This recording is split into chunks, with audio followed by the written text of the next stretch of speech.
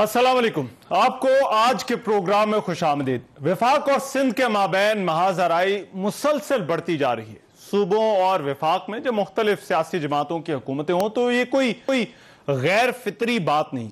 पाकिस्तान की सियासत में भी ये कोई अनहोनी नहीं, लेकिन मौजूदा दौर में लगता यह है कि एक बाकायदा महाज खुल चुका है और हर मामला, चाहे वो आईनी हो, कानूनी हो, मुल्क को कोरोना जैसा चैलेंज दरपेश हो, वो वफाक और सूबे के दरमियान तनाजे के तनाजुर में देखा जाता है। हाल ये मामला कराची इलेक्ट्रिक और कराची शहर में लोड शेडिंग का है, जिस पर आज कौमी असम्बली में भी हंगामा हुआ। कराची के शहरी लोडिंग से परेशान है। अब असम्बली में इस मामले पर भी वफाक और सूबा सिंध एक दूसरे के मद्दे मुकाबिल नजर आए। किसकी हुकूमत है किसकी नहीं है, टोपी ड्रामा चल रहा है। फेडरल गवर्नमेंट जो के इलेक्ट्रिक के बोर्ड पे पूरी मुसल्लत है, एक सूबाई सिंध हुकूमत का एक नुमाइंदा के इलेक्ट्रिक के बोर्ड पे नहीं है। ऑनरेबल मिनिस्टर साहब, खुदा के लिए all the federal agencies are involve in this. आप हमें सिर्फ ये बता दें कि यहाँ एक कमिटमेंट दे दें कि एक हफ्ते में, 10 दिन में, 15 दिन में, कितने दिनों में कराची को इस अजियत से निकाला जाएगा। के इलेक्ट्रिक जिस वक्त प्राइवेटाइज हुई, उसके बाद एक हुकूमत आई जिसका नाम था पाकिस्तान पीपल्स पार्टी, दूसरी हुकूमत आई पाकिस्तान मुस्लिम लीग। सिस्टम जो इन सबका हुकूमतों की जिम्मेदारी थी कि वो बनाते के नेशनल ग्रिड से जाता, उसके ऊपर इन्होंने तवज्जो नहीं दी। आपने जवाब ये दिया है कि के इलेक्ट्रिक जो है वो जहां पर है, जिस सरजमीन पर है, वो सूबा सिंध है। अरे यार, ये कोई आप हमारे नॉलेज में इजाफा कर रहे हैं? आप खुद सोचे वजीर साहब, मैं तो आपका बहुत एहतराम करता हूँ, आपने ये क्या बात कर दी? सर, लोड शेडिंग इसलिए हो रही है कि हमने जिस वक्त कराची की मांग बढ़ती गई, कराची के अंदर बिजली की जरूरत बढ़ती गई, लेकिन हुकूमतें जो पाकिस्तान में थी उन्होंने कोई कदम नहीं उठाया कि या कराची के अंदर बिजली की पैदावार बढ़ाई जाती या जो बाकी पाकिस्तान है कम से कम वहां से तो सिस्टम इंपोर्ट कर सकता। वजीर आजम ने आज इस मामले का नोटिस भी लिया और गवर्नर सिंध से इस पर बात की। दूसरी तरफ पाकिस्तान तहरीक इंसाफ कराची में के इलेक्ट्रिक के खिलाफ उन्होंने धरना भी दिया हुआ है। वर्कर्स ने कराची के शहरियों को बिजली चाहिए, इस पर सियासत नहीं। अब यही मामला जो है वो सूबे और वफाक का उज़ैर बलोच जैसे दहशतगर्दों के लिए, जो दहशतगर्दों से तफ्तीश के लिए बनी GIT थी, उस पर भी हमें नजर आया। होना तो यह चाहिए था कि जिम्मेदारान को सजा मिले, उस पर भी वफाक और सूबा एक दूसरे पर इल्जामात लगा रहे हैं। ये वो रिपोर्ट नहीं है जो उन्होंने रिलीज की है। जो GIT थी उज़ैर बलोच की, उसमें 6 लोग थे। एक हजरत स्पेशल ब्रांच के थे सिंध हुकूमत के अंदर, दूसरे CID के थे सिंध हुकूमत के अंदर, एक ISI के थे फेडरल गवर्नमेंट, एक IB के थे फेडरल गवर्नमेंट, एक पाकिस्तान रेंजर्स फेडरल गवर्नमेंट और एक MI के भी थे फेडरल गवर्नमेंट। इस GIT रिपोर्ट के हर पेज पे इन चारों का दस्तखत है। किसका दस्तखत नहीं है? जो सिंध हुकूमत के अंदर थे। सिंध हुकूमत ने जो रिपोर्ट लगाई है वो तमाम दस्तखत के साथ है। 7 दस्तखत है, उसमें GIT के हेड का दस्तखत भी है। अली जैदी साहब ने कहा कि पहली GIT रिपोर्ट बनी, किसी ने दस्तखत नहीं किया उसके। ओ भाई, कौन दे रहा है आपको ये GIT रिपोर्ट? बताएं तो सही। अपने लैपटॉप में बैठ के बना रहे हैं आप। डॉक्यूमेंट सरकारी वही होता है, GIT की हैसियत उसे ही हासिल है जिसके ऊपर स्टैंप लगी हुई होती है, दस्तखत होती है। आज कौमी असम्बली में भी इसी मामले पर माहौल तल्ख रहा। वफाकी वजीर मुराद सईद ने उज़ैर बलोच का जब दफा 164 के तहत लिया गया बयान पढ़ना शुरू किया तो पीपल्स पार्टी के अरकान ने एहतजाज शुरू कर दिया और फिर वॉकआउट कर गए। और तो और पीपल्स पार्टी के एक मेंबर नसीबा चन्ना ने हेडफोन्स उठाकर मुराद सईद की तरफ फेंके जो उन्हें लगे नहीं। 2008 में जब मैं जेल में था, उज़ैर बलोच कहता है, तो मुझे पीपल्स पार्टी ने कैदी कारकुनों का जिम्मेदार बनाया।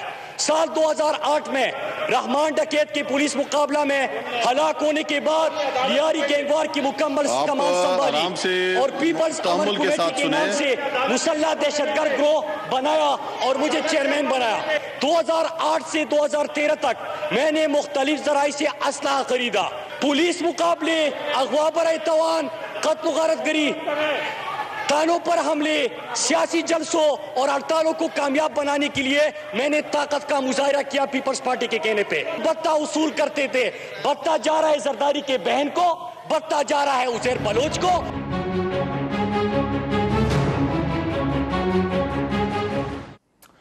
बड़े अफसोसनाक मनाजिर हैं। अब इन मामलात से पहले अगर देखा जाए तो कोरोना पर भी वफाक और सूबा सिंध की जो सियासत होती रही उसकी झलकियां उससे मालूम तो हम सभी हैं, लेकिन उसकी कुछ झलकियां जो है वो भी आप देख लें।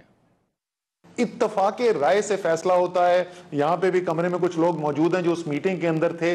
मैंने बताया जी सुबह को हमारा क्या इत्तफाके राय हुआ है। एक एक करके तमाम वज़राए आला और आज़ाद जम्मू एंड कश्मीर के वज़ीर आज़म ने कहा कि जी बिल्कुल ये अभी जो असद उमर ने कहा है वज़ीर आज़म साहब, यही हमारा इत्तफाके राय है। हम वहां से उठते हैं, हम बाहर निकलते हैं और आधा घंटा भी नहीं लगता तो हमें ऐसे लगता है कि हमने कोई ऐसा फैसला कर दिया जो सबकी मर्जी के खिलाफ था। इस वक्त मैं आपसे हाथ जोड़ के कह रहा हूं कि सिर्फ लोगों की जिंदगी का सोचो। इस वक्त सिर्फ जो हमारे फ्रंट लाइन पे डॉक्टर्स हैं जिनको तकलीफ है उनका सोचो। एनएफसी और 18वीं तरमीम के मामले पर भी यही कुछ होता रहा। विफाक और सूबे में जो मामलात हैं उनके हल के लिए मुश्तरका मफादात कौंसिल जैसे फोरम भी मौजूद हैं, लेकिन वो भी इनमें से बहुत सारे मामलात को सुलझाने में मददगार नहीं। क्यों हर मामले पर विफाक और सूबा सिंध एक दूसरे के आमने सामने खड़े नजर आते हैं? जहां विफाक बाकी 3 सूबों को साथ लेकर चल सकता है तो सिंध के मामले में यह मुश्किल क्यों है? ये जो तर्ज सियासत है इसका जिम्मेदार कौन है? इस पर आज के प्रोग्राम में जो है वो बात करेंगे। एक बड़ा एस्टीम पैनल मेरे साथ मौजूद है। वेरी क्विकली मैं उनका तारुफ करा दूं। अली मोहम्मद खान साहब, रहनुमा पाकिस्तान तहरीक इंसाफ के वफाकी वजीर ममलिकत हैं, बहुत शुक्रिया अली मोहम्मद खान साहब। सेनेटर डॉक्टर मुसद्दिक मलिक साहब मुस्लिम लीग नून के रहनुमा है, वो हमें ज्वाइन करें। मुसद्दिक साहब आपका बहुत शुक्रिया। कमर ज़मान कार साहब पाकिस्तान पीपल्स पार्टी के रहनुमा, वो भी इस डिबेट में हमारे साथ शामिल होंगे। मैं के इलेक्ट्रिक वाले मामले पर और विफाक और सिंध के एक दूसरे पर जो इल्जामात हैं, डॉक्टर मुसद्दिक मलिक साहब आपसे इस डिबेट का आगाज करना चाहता हूं। आप ये जो बिजली वाले मामलात हैं इनको समझते भी हैं, मगर आज असद उमर ने ये सारा जो मुद्दा है वो आप लोगों पर भी डाला है कि आप लोग इसके जिम्मेदार हैं। कराची के अंदर जिस तरह से गैर एलानिया लोड शेडिंग हो रही है और अभी इस वक्त जो मसला है, क्या आप किस तरह से देखते हैं अभी ये जो अभी कराची के अंदर जो है लोड शेडिंग हो रही है? जी बिल्कुल उसी तरह से जिस तरह से असद उमर साहब देखते हैं। हमारा उनसे क्या इख्तलाफ है? जो भी वोट लेकर आया हुआ है जिम्मेदारी तो उसकी है, हुकूमत किसी की भी हो। जो वोट लेकर आया ही नहीं है उसके ऊपर क्या जिम्मेदारी? वो तो यही कहेगा भाई मेरे ऊपर क्या कोई वोट का बोझ है जो मैं जवाब दूं इस बात का कि लोड शेडिंग क्यों हो रही है। इस वजह से असद उमर साहब बिल्कुल ठीक कह रहे हैं। जिस दिन असद उमर साहब वोट लेकर आएंगे और जिस दिन असद उमर साहब को पता चलेगा कि बिजली जो है वो फेडरल सब्जेक्ट है, प्रोविंशियल सब्जेक्ट नहीं है, और तमाम बिजली के इदारे इंक्लूडिंग प्राइवेटाइज्ड इदारे वो फेडरल गवर्नमेंट के साथ सिर्फ इंटरैक्ट करते हैं, उनका जीरो इंटरैक्शन होता है प्रोविंशियल गवर्नमेंट के साथ। मासिवा उस वक्त के जब पुलिस की मदद चाहिए हो तो वो वफाकी इदारा लोकल गवर्नमेंट को दरखास्त करता है वो पुलिस की मदद उनको दे। उसके अलावा बिजली से कुछ गहरा ताल्लुक नहीं है। ये तो है वो जवाब जो हकीकत पसंदाना है, जिसको आज एडमिट करना चाहिए था वफाकी हुकूमत के वज़रा को कि हाँ बिजली क्योंकि एक फेडरल सब्जेक्ट है इस वजह से हमारी जिम्मेदारी है, जो उन्होंने नहीं किया। जहां तक उन दूसरे सवाल का भी मैंने जवाब दे दिया कि हम जिम्मेदार हैं। ऑफ कोर्स हम वोट लेकर आते हैं, हम जिम्मेदार हैं। वो नहीं लेकर आते होंगे, वो नहीं जिम्मेदार। अब तीसरी बात करते हैं। देखिए बात है कि ये जो प्राइवेटाइजेशन हुई थी के इलेक्ट्रिक की, ये हुई थी परवेज मुशर्रफ साहब के जमाने में, और के इलेक्ट्रिक जो है उसके एक दफा फिर मलकियत तब्दील हुई। जब ये दिया गया के इलेक्ट्रिक को तो उनसे वादा किया गया था कि वफाकी हुकूमत जो है वो उनको 600 मेगावाट बिजली देती रहेगी, और एक वक्त का तयन किया गया था कि उस वक्त के अंदर वो कराची की जितनी भी बिजली की जरूरियात हैं उसके लिए खुद अपने कारखाने लगाएंगे। ये कॉन्ट्रैक्ट जो है ये मेरे ख्याल में 2013 के शुरू में या 2012 में रिन्यू हुआ था दोबारा से 5 या 6 साल के लिए, कि आपने जो कारखाने लगाने थे उनमें से आपने नहीं लगाए, जिसकी वजह से अभी भी बिजली के 500-600 मेगावाट आपको वफाकी सर्किट में से मिल रहे हैं जो हमारी फेडरल ट्रांसमिशन होती है। तो अब आप मेहरबानी करके अपने वादे पूरे कर लें और कराची वालों के लिए जो आपने बिजली के कारखाने लगाने हैं वो लगा लें। अब वो भी 5 साल वाला कॉन्ट्रैक्ट खत्म हो गया है, तो इस वक्त की वफाकी हुकूमत को जो अब 2 साल से यहाँ पे मौजूद है ये बताना होगा कि वो कारखाने जो अब उनको एक्सटेंशन मिली हुई थी जो खत्म हुई है वो लगे हैं या नहीं लगे। तो पहली जिम्मेदारी वफाक की है, दूसरी जिम्मेदारी जो है इलेक्ट्रिक की है, जिन्होंने वादा किया हुआ है कंट्रैक्चुअली। प्राइवेटाइजेशन के वक्त ये शिक थी उसमें कि वो अपने बिजली के कारखाने लगाएंगे, और उसमें ये बात कर रहे हैं कि कराची उन कारखानों से बिजली नहीं ले सकता क्योंकि कराची की जो बिजली की तरसील और मुंतकली के निजाम में जो तब्दीली लेकर आनी थी और वो आप लोग नहीं लेकर आए। वो क्या है? वो क्या है? ये असद उमर साहब ने कहा है। मैं तो असद उमर साहब का कि असद उमर साहब को लाइन पे ले लें, क्योंकि बिजली में तो मुझे भी थोड़ी बहुत समझ बूझ है। तो जरा मुझे बताएं कि वो क्या चीज है जो हमने करनी थी जो हमने नहीं की है, क्योंकि जब इसको परवेज मुशर्रफ साहब ने प्राइवेटाइज किया तो तरसील का निजाम जो था और लोकल ट्रांसमिशन का निजाम जो था पूरा का पूरा दे दिया गया के इलेक्ट्रिक को, जिसके अगेंस्ट के इलेक्ट्रिक ने वादे किए कि वो अगले 5, 10, 15 साल में इस तरह का इंफ्रास्ट्रक्चर कराची के लोगों के लिए लगाएंगे। अब सवाल ये पैदा होता है कि ये हुकूमत 2 साल से, आज मैं लाहौर में बैठा हुआ हूं, जिस जगह पे मैं रहता हूं वहां पे आज 3 घंटे लोड शेडिंग हुई है। आप मुझे ये बताइए कि ये वफाकी हुकूमत से, आपने तो कराची का सवाल शुरू कर लिया, मैं खुश था शायद हमारी बात करेंगे तो मैं आपको बताऊंगा कि 3-4 दिन पहले 4 घंटे लोड शेडिंग हुई है, आज 3 घंटे लोड शेडिंग हुई है। अगर बिजली सरप्लस है जैसे कि ये कहते हैं कि हमने 30,000 लगा दी और हमारी डिमांड 15 या 20,000 की है, जैसा कि हमेशा ये जिक्र करते हैं, तो आप मुझे बताएं कि लाहौर में लोड शेडिंग क्यों हो रही है? कराची में तो के इलेक्ट्रिक की वजह से हो रही है, बाकी जो के इलाके हैं वहां पे इस वक्त लोड क्यों हो रही है? अगर बिजली ज्यादा लगी हुई थी तो इस हुकूमत का क्या है तरीकाकार, क्या है इस वक्त जवाब?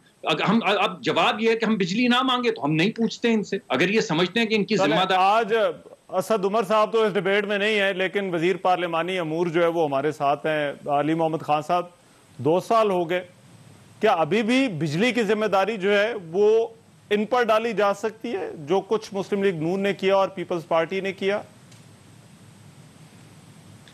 जी बिस्मिल्लाहिर्रहमानिर्रहीम, अल्लाहुम्मा सल्लि वसल्लिम व बारिक अला सय्यिदिना मोहम्मद। बहुत शुक्रिया रहमान साहब, आज फातिमा जिन्ना रहमतुल्लाह अलैह का यौम वफात है, उनके लिए दुआ मग़फ़िरत भी और ये भी दुआ कि वो अजीम शख्सियत जो मुल्क बना के गई उसको हम वो मुल्क बनाएं जिसके लिए मुल्क बना था। प्योरली एक टेक्निकल इशू है जिसको मैं समझता हूँ बदकिस्मती से आज जब उमर अयूब साहब एक्सप्लेन कर रहे थे तो गैर ज़रूरी तौर पे इसको एक पॉलिटिकल डिबेट की तरफ ले गए और उसको फिर असद उमर साहब ने एक्सप्लेन भी करने की कोशिश कि क्या वो वजूहात हैं और क्या अब मरकजी हुकूमत इक़दाम ले रही है कि जो माजी में वो कामयाबी नहीं मिल सकी कराची में के इलेक्ट्रिक को उस तरह से इफेक्टिव बनाने के लिए जो वो लेने चाहिए थे। सिंपली मैं आपको बात कर देता हूं कि इलेक्ट्रिक के साथ जो मुआहदा हुआ, तो अभी डॉक्टर साहब ने भी फरमाया है कि के इलेक्ट्रिक जो है उस मुआहदे के तहत पाबंद था कि उन्होंने उस तरसील के निज़ाम को बेहतर बनाना था उन कारखानों तक। बीच में जनाब जरदारी साहब की भी हुकूमत आ गई, 5 साल उनके गुजर गए और मियाँ साहब के भी 5 साल गुजर गए और 2 साल हमारे गुजर गए। तो अगर आप देखें तो मुशर्रफ साहब को गए हुए 12 साल गुजर चुके हैं और उसमें 12 साल में 2 साल हमारे हैं और 10 इनके हैं। डायरेक्टली रिस्पॉन्सिबिलिटी के इलेक्ट्रिक की थी, लेकिन उसको ऊपर से सुपरवाइज करना या इन्फोर्स करना या पुश करना वो फेडरल गवर्नमेंट का काम था। उसको इस तरह से लेना कि अगर के इलेक्ट्रिक अपनी रिस्पॉन्सिबिलिटी उस ये तो ठीक पूरी नहीं कर रही थी तो पीछे से आपका पूरा फेडरल जो गवर्नमेंट डिपार्टमेंट है इलेक्ट्रिसिटी का प्लस आपका जो एनफोर्समेंट मैकेनिज्म है उसने इंश्योर करना था कि के इलेक्ट्रिक उस एग्रीमेंट के मुताबिक अपनी तरसील के निज़ाम को बेहतर करता, जिसमें आज असद उमर साहब ने, आपको याद होगा अगर आपको क्लिप चला सके तो उन्होंने बताया भी है कि जो मुआहदे हुए हैं और अब उसको एनफोर्स करने की कोशिश की जा रही है।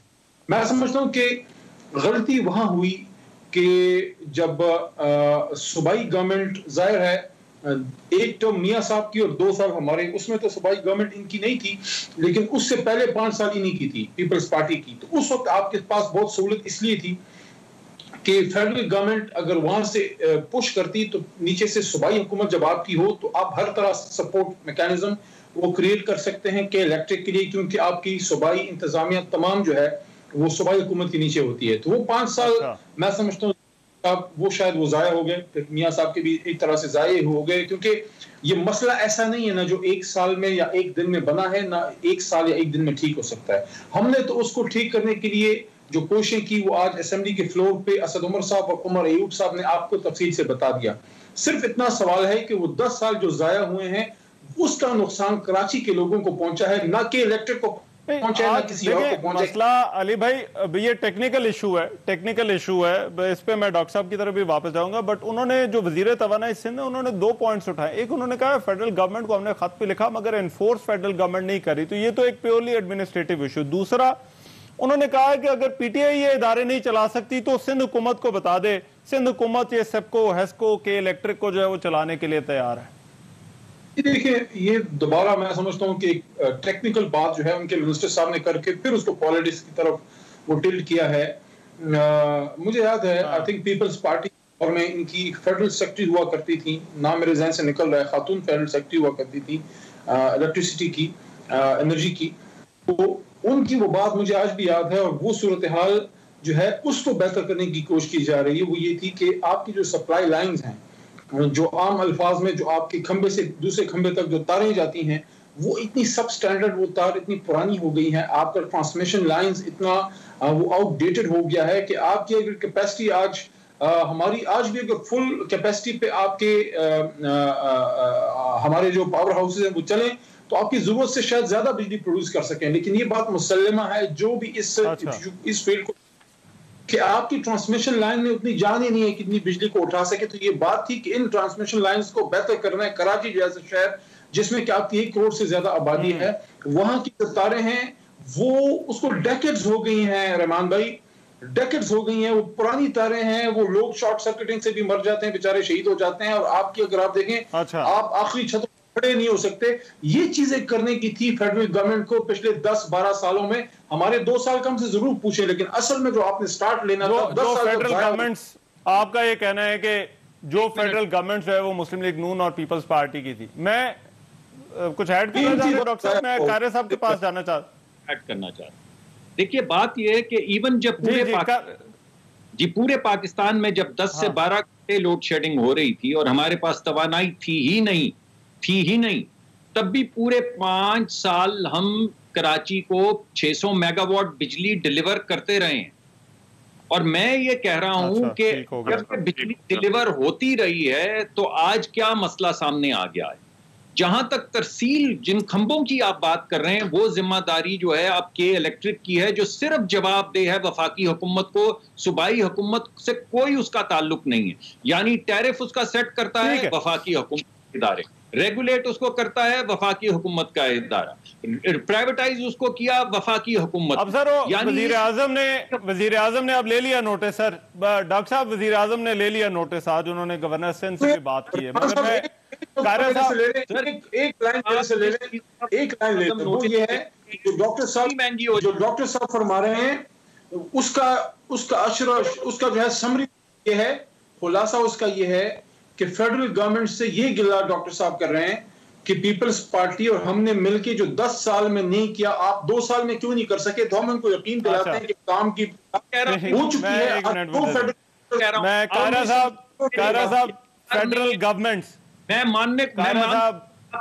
पुरानी, मैं आपको कह रहा हूं कि हम बिजली कराची को पहुंचाते रहे। जब पूरे पाकिस्तान में लोड शेडिंग होती थी तो के इलेक्ट्रिक में लोड शेडिंग नहीं होती थी। ये 2 साल में जब आप खुद अपने मुंह से कहते हैं कि 30,000 मेगावाट बिजली इन्होंने बनाई और इजाफी बना दी, भाई इजाफी बनाई तो उनको क्यों नहीं देते, क्यों नहीं उनको बिजली मिल रही।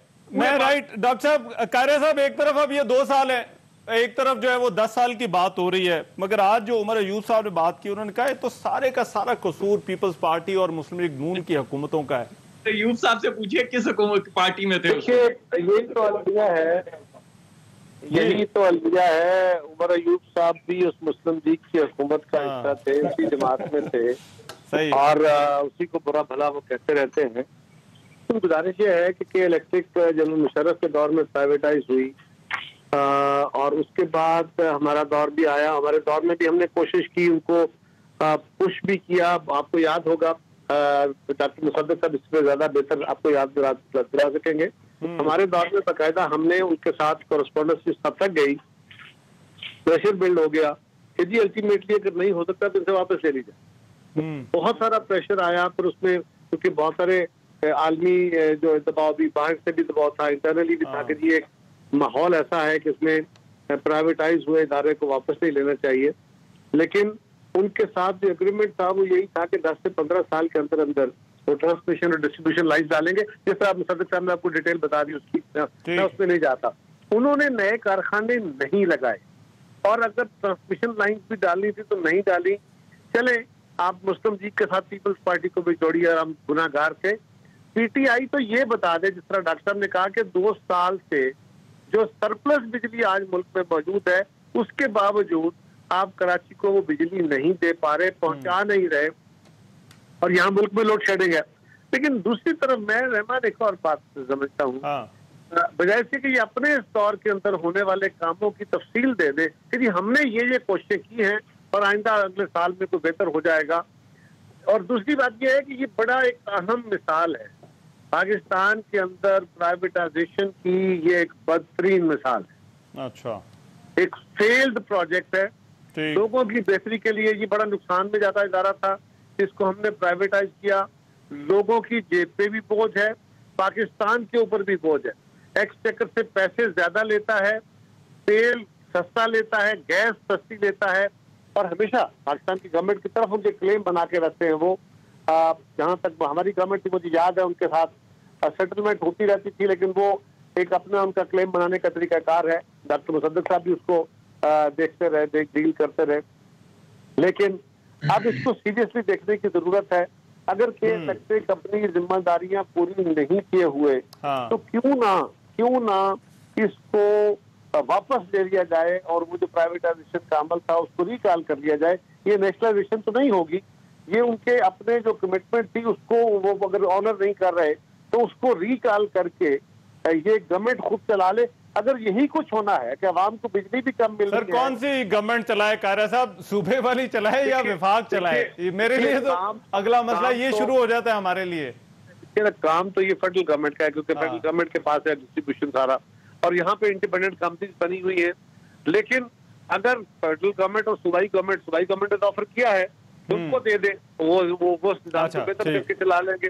तो ये अरेंजमेंट हो सकता है कि वो कंपनी। साहब ये बात आपकी सही है, बल्कि रहमान एक आखिरी बात, एक दौर में ये भी तजवीज आई थी कि जो डिस्ट्रीब्यूशन कंपनी जिस सूबे में है वो उसको दे दी जाए ताकि वो बेहतर तरीके से अपना काम चलाए। सर नया पेंडोरा बॉक्स खुल जाएगा सूबे और विफाक का। मैं जरा ब्रेक एक पे जा रहा हूं, मगर ब्रेक के बाद वापस आकर ये जो सूबे और विफाक की हर मामले पर शुरू हो जाती है, चाहे वो उज़ैर बलोच हो, चाहे वो कोरोना हो, मैं चाहूंगा जरा इस पर भी आपकी राय लूं। मैं एक ब्रेक ले रहा हूं, वापस आ रहा हूं। ब्रेक के बाद प्रोग्राम में एक मरतबा फिर से खुशामदीद। हर मामले पर विफाक और सूबा सिंध ये आमने सामने नजर आते हैं। सियासत क्यों, चाहे वो के इलेक्ट्रिक हो, उज़ैर बलोच हो, कोरोना हो। मैं कायरा साहब आपके इलेक्ट्रिक के हवाले से कुछ कहना चाह रहे थे, आप कर लें, फिर then I will go to doctor साहब एंड अली मोहम्मद साहब।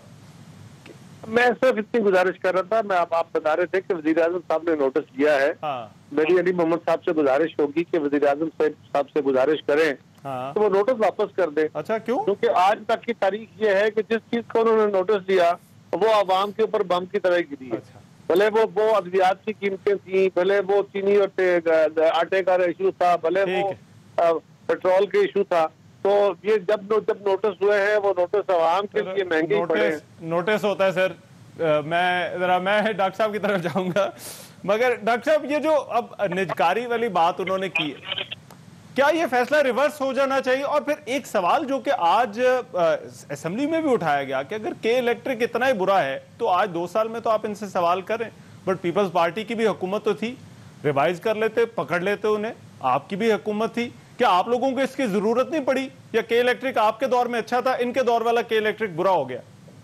देखिए, मैंने तो आपको अभी बताया है और आप रिकॉर्ड चेक कर सकते हैं कि जब पूरे पाकिस्तान में 10 से 12 घंटे लोड शेडिंग हो रही थी तो कराची में लोड शेडिंग नहीं होती थी। अभी आप बुलाएं, किसी से चेक कर लें आप, तो आप ये बताइए कि 5 साल जो हम रहे हुकूमत में उस वक्त क्यों नहीं लोड शेडिंग होती थी और अब क्यों शुरू हो गई? यानी जिस वक्त आप कह रहे थे कि बिजली नहीं है उस वक्त तो बाकी मुल्क के अंदर लोड शेडिंग थी, फिर भी कराची में क्योंकि हमारा इकोनॉमिक हब है वो और वहाँ हमारे पाकिस्तान की मुआशी रग है, तो जो 600 मेगावाट वफाक बिजली बनाता था हम कराची को देते थे वो बिजली, क्योंकि कॉन्ट्रैक्ट भी एक्सटेंड हुआ था और कंट्रैक्चुअली भी हम ऑब्लिगेटेड थे कि वो बिजली। अब सवाल ये पैदा होता है, फर्क क्या था आपके दौर में जो के इलेक्ट्रिक चल रहा था और अब जो के इलेक्ट्रिक चल रहा है? मैं I just want to understand the difference कि अब फर्क क्या पड़ा है उससे। जी देखिए, हमारे जमाने में जो ट्रीटमेंट होता था टिड्डी दल का और अब जो हो रहा है ये फर्क है। हमारे जमाने में जो यहाँ पे लाहौर में वो कौन सी नामुराद बीमारी आई थी, वो जो कहते थे कि कभी जाती नहीं है, डेंगू ट्रीटमेंट और अब कोरोना वायरस का ट्रीटमेंट का जो फर्क है वो आपके सामने। तो बस बुनियादी तौर पे एक मिस गवर्नेंस है पूरे मुल्क के अंदर। देखिए, मैंने आपके सामने कहा, मैं नहीं कहता, हम तो कह रहे थे कि जितनी पाकिस्तान में बिजली बन रही है उतनी जरूरत है। हमारे भाई कहते थे आपने बहुत कौमी सरमाया जाया किया क्योंकि आपने इतनी बिजली बना दी जिसकी हमें जरूरत नहीं है। और यही वजीर, इनका आप असेंबली के अंदर क्लिप्स दिखाएं जिसमें इन्होंने कहा इन्होंने इतनी बिजली बना दी, अब उसके हमें कैपेसिटी देनी पड़। और भाई आज लाहौर में क्यों लोड शेडिंग हो रही है? चले कराची में इलेक्ट्रिक है, आज ये बताइए बाद में क्यों लोड शेडिंग हो रही है? हमारे बिजली जरूरत से ज्यादा है, तो मुझे बताएं कि वो बिजली जो पिछले साल गर्मियों में हम पूरी करके गए हैं और 1 घंटा लोड शेडिंग नहीं हुई आखिरी साल में, आज पाकिस्तान में 2 साल बाद लोड शेडिंग कहां से आ गई अगर बिजली इजाफी है? अगर ये मिस गवर्नेंस नहीं है। मैं एक मिनट मुझे डॉक्टर साहब, ठीक है, आप कह रहे हैं मिस गवर्नेंस है। अली मोहम्मद साहब, नोटिस जो कारा साहब कह रहे थे वजीर आजम को वापस ले लेना चाहिए सर? उस पर भी मैं आता हूँ, लेकिन डॉक्टर साहब बड़ा जो है इसको मैं समझता हूँ सुपरफिशियली इसको देख रहे हैं, पॉलिटिकली इसको देख रहे हैं। मैं समझता हूँ कि पढ़े लिखे आदमी है, टेक्निकल आदमी है, वो बात करें जो दिल को लगती हो, जो अकल तस्लीम करे। ना तो कभी मेरी जिंदगी में मैंने देखा है और ना मैंने जो पिछली हुकूमत थी उसमें देखा। हो सकता है कि मियां साहब के दौर में कुछ इलाकों में लोड शेडिंग 0 हो गई हो, मैं उस पर यकीन नहीं रखता। हो सकता है मॉडल टाउन में या रायगढ़ में जहाँ उनका घर है उधर ना होती हो। अच्छा। लेकिन पूरे पाकिस्तान में किसी भी कस्बे में, शहर में आप रहमान साहब चले जाएं, अभी पोल कर लें कि पिछले 5 साल में वो कौन सा इलाका था जहां लोड शेडिंग नहीं। लोड शेडिंग हर जगह होती थी, हमारे इलाकों में तो 18-18, 20-20 घंटे होती रही। और आपको याद होगा पेशावर में और पख्तूनख्वा में मुख्तलिफ इलाकों में लोग निकलते थे, एहतजाज होते थे, लोग मर जाते थे उसमें जो है एहतजाज के दौरान। आपको याद होगा कराची का, कि कराची में लोड शेडिंग की वजह से और गर्मी की वजह से, हबस की वजह से, आपको याद नहीं है वो लोग जो रोडों पे फौत हो गए, शहीद हो गए? तो वो तो हम सब ने हमारी आंखों ने देखे। हाँ, ये आप क्लेम करें, ये आप क्लेम करें कैपेसिटी, कि आपने कैपेसिटी इंक्रीज की है, लेकिन वहां पे सिर्फ एक सवाल बनता है कि 2 चीजें आपकी उस कैपेसिटी का आपको फायदा होगी। नंबर 1 कि अगर आपने सर्कुलर डेट इतना बढ़ा दिया था, जो 480 मुझे 480 अरब की पेमेंट की, जो कभी भी उसकी एक्सप्लेनेशन ना दे सके कि वो उन्होंने किस तरह कैसे की। वो जब हमने चार्ज लिया तो 1000 अरब से मेरे ख्याल में 1200 अरब के करीब शायद वो पहुंच गया था जब हमने लिया। हालांकि वो ये क्लेम कर रहे थे कि 13 महीने। तो एक तो आपकी जब इतनी बड़ी सर्कुलर डेट थी तो आप फुल कैपेसिटी के साथ अपने पावर हाउसेस चला ही नहीं सकते थे, आपके पास इतने माली वसाइल ही नहीं थे। नंबर 2, मुझे एक ब्रेक पे जाना है अली भाई। मैं एक ब्रेक पे मेरी बात आपने अधूरी छोड़ दी। अच्छा, नोटिस वाली बात भी कर दें। अच्छा। बस मैं और सी चले करते हैं। दूसरी जो इलेक्ट्रिसिटी के हवाले से अहम है वो ये है कि अगर आपकी कैपेसिटी ही नहीं है, अगर मैं आपको एक बेहतरीन जो है बेहतरीन उस्ताद दे देता हूं, बेहतरीन किताबें आ जाती हैं बेहतरीन इंस्टीट्यूट में, लेकिन अगर एक शख्स में उस तरह से पढ़ने की सलाहियत ही नहीं, आपके पास कैपेसिटी नहीं इन तारों को इतनी बिजली उठाने की, कैपेसिटी बिल्डिंग में ट्रांसमिशन लाइंस की बदकिस्मत से मियां साहब इन्वेस्ट नहीं कर सके। नंबर 1। जहां तक नोटिस की बात है, बसत एहतराम कमर जमान कायरा साहब से कि आपने इसका मजाक तो उड़ाया कि खान साहब जब नोटिस लेते हैं तो उसमें आप ये क्यों नहीं बता रहे कि वो नोटिस लेने के बाद वो माफिया जो रिएक्शन करता है, वो माफिया किसके दौर में बना? या तो हम ऐसा करते हैं कि आपकी तरह हम भी ना छेड़ें 5 साल में, या हम रिफॉर्म करें, ठीक करें, तो जिस जगह हाथ डालते हैं क्या वहां माफिया नहीं बैठा? किसके दौर में ये माफिया बना, किसने पावर को अब्यूज किया, किसने कायरा साहब से मैं पूछता हूँ, मुझे एक ब्रेक लेनी है। आप जरा वक्फा ले ले, मैं बताता हूँ सर। ब्रेक के बाद कायरा साहब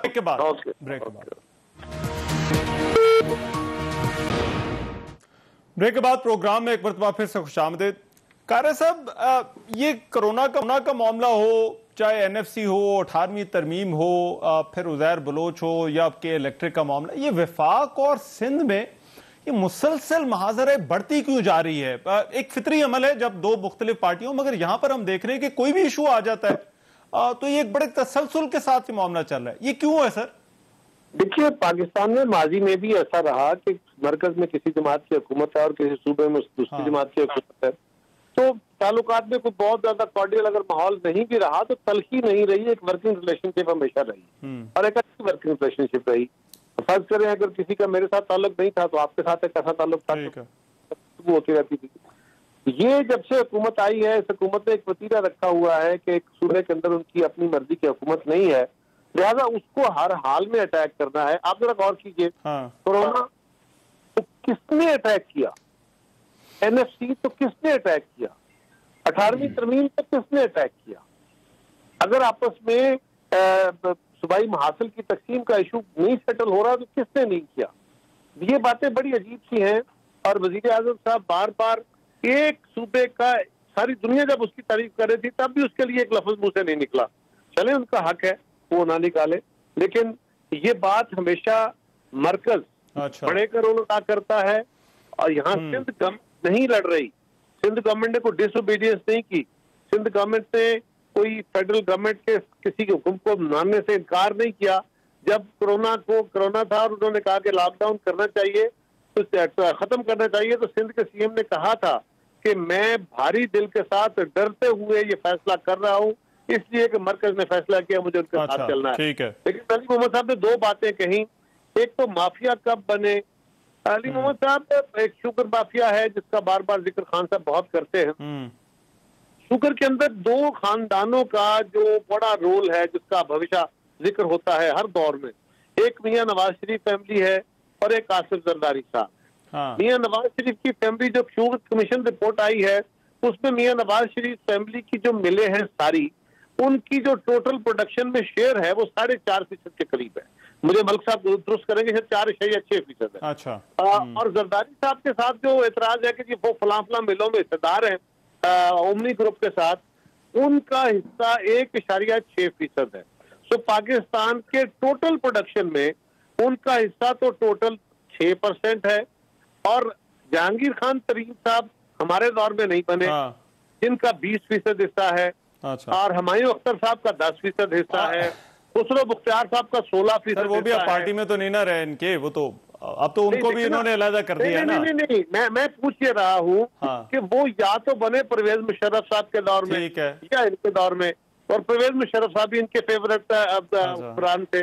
और इसी तरह सर्कुलर डेट का, मगर मैं ये सूबे वाली पे कार्य साहब जरा छोटा सा सर्कुलर डेट का इन्होंने फरमाया बिजली के हवाले से। रहमान साहब, मेरे भाई से गुजारिश है कि सर्कुलर डेट मुस्तम जी ने हमारे दौर का आगे पे कर दिया, उसके ऊपर एतराज उठे, उसके ऑडिट हो गए, नहीं तो आप ऑडिट करा लीजिए, किसने रोका है। लेकिन सवाल ये है कि आपने जब आपको मिला, हुकूमत मिली, तो सर्कुलर डेट फर्ज करे वो 1000 अरबी था, आज कितना है? आप तो हमारे दौर में तो बिजली सस्ती बेचते थे ना, महंगी पैदा होती थी, सस्ती बेचते थे। आप तो जितना रेट है वो सारे का सारा लोड अवाम पे पास ऑन कर रहे हैं, और इसके बावजूद सर्कुलर डेट जो है वो बढ़ता जा रहा है। चलो मैं पूछता हूँ, मैं कायरे साहब अब मुझे जरा इजाजत दें, बल्कि अब मुझे कहा जा रहा है ब्रेक का। अली मोहम्मद साहब और डॉक्टर मुसद्दिक साहब, मैं जरा एक ब्रेक के बाद आ रहा हूँ। ये सूबाक वाला जो मामला है, क्या चलना इतना ही मुश्किल हो गया, क्यों है? इस ब्रेक के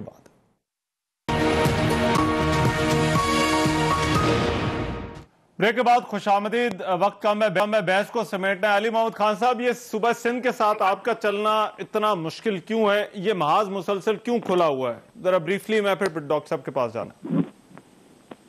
रहमान साहब, कोई महाज नहीं खोला। मैं समझता हूँ किसी भी महजब जमहूरियत में या रिस्पॉन्सिबल जो भी लोग होते हैं, कोई रिस्पॉन्सिबल गवर्नमेंट होती है, उनसे जब सवाल होते हैं वो शोर नहीं करते, वो कोरम पॉइंट आउट नहीं करते, अच्छा, वो सवाल करने वाले पे हमले नहीं करते। वो जिस तरह आज मुराद सईद साहब पे उनने कोशिश की, खातून मेंबर साहबा ने, वो सवाल का जवाब देते हैं। सवाल हुकूमत से ही होते हैं।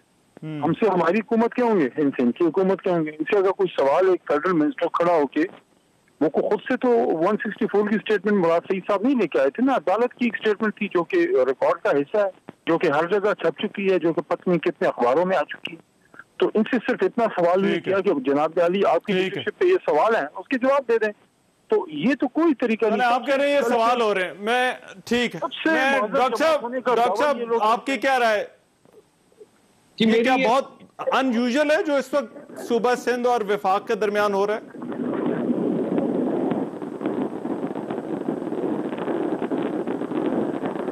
जी डॉक्टर मुसद्दिक मलिक साहब। जी आपको मेरी आवाज आ रही है?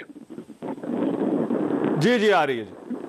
मैं ये कह रहा हूं कि जो चीज आपको कामयाब करती है वही आपकी नाकामी का बायस बनती है। ये हुआ है पीटीआई के साथ। यानी कंटेनर पे खड़े होकर आपने जितनी बातें की, आपको लगा कि शायद सिर्फ बात करने से, परफॉर्मेंस देने से नहीं लोग आप हुकूमत में आते, सिर्फ बात करने से और इल्जाम लगाने से हुकूमत में आते। तो जब आप हुकूमत में आए तो आप मुसलसल इल्जाम ही लगाते चले गए, बजाय इसके कि आप परफॉर्मेंस की कोशिश करें। नाकामी होती है, हुकूमत कहती है माफिया है।